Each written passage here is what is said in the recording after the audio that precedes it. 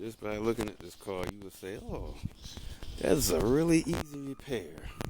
Only thing it needs is a fender and a hood and a bumper and a couple of headlights and we're good to go. Then when you look down here, this is what you can't see.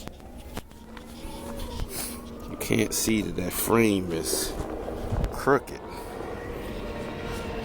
Car guide. You can't see that. That's why you gotta come out here if you want to see. You gotta come out these places and look at this stuff.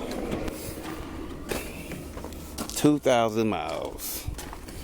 This is a brand new freaking vehicle, man. Brand new. Brand new.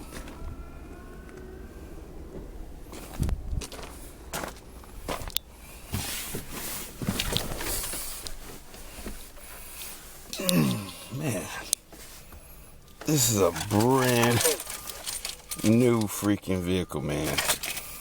Oh my God, it smells like a brand new car. It's brand new. At Copart. It's at Copart. Brand new. This gonna go for a cool $20,000. Yes. So I better get out of it because I can't afford it.